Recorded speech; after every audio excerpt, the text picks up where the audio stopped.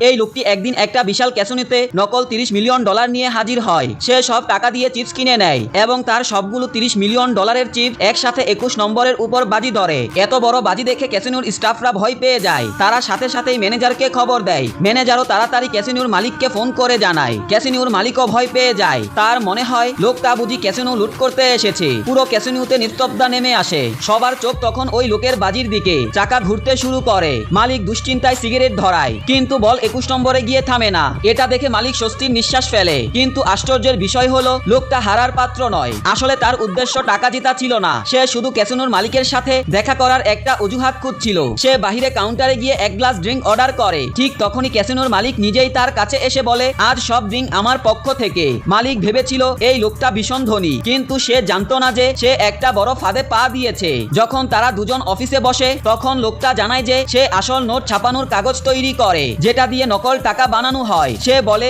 এই কাগজ দিয়ে 2000 মিলিয়ন ডলারের মতো নকল টাকা ছাপানো সম্ভব। তারপর সে প্রস্তাব দেয় যে নকল কাগজের বিনিময়ে মালিক তাকে 50 মিলিয়ন ডলার দিক। মালিক অবাক হয়ে বলে, আমি আসল টাকা খরচ করে তোমার কাছ থেকে নকল টাকা বানানোর কাগজ কেন কিনবো? তখন লোকটা বুঝায় ক্যাসিনোর মতো জায়গায় তো কেউ টাকা চেক করে না। তবুও মালিক ভয় পেয়ে প্রস্তাবটা প্রথমে ফিরিয়ে দেয়। যাওয়ার সময় লোকটা মালিককে বলে, আজকে আমি যেই 20 মিলিয়ন ডলার হেরেছি সেগুলো ওই কাগজ দিয়ে বানানো নকল টাকা। এটা শুনে মালিক প্রলোভনে পড়ে এবং ডিল মেনে নেয়। সে 50 মিলিয়ন ডলার এনে লোকটার কাছ থেকে নকল কাগজ নেয়। ট্রাক ভর্তি নকল কাগজ দেখে সে খুশিতে আত্মহারা হয়ে যায়। কিন্তু বাড়ি ফিরে টিভি অন করতেই বড় খবর প্রচার হয়। পুলিশ নকল টাকা বানানো পুরো চক্রকে গ্রেফতার করেছে এবং নকল নোট ছাপানো কাগজ উদ্ধার করেছে। এটা দেখে মালিকের শরীর কেঁপে ওঠে। তার হাত থেকে তোয়ালিটাও মাটিতে পড়ে যায়। তখনই সে বুঝতে পারে লোকটার হাতে সে ভয়ঙ্কর ধোঁকা খেয়েছে।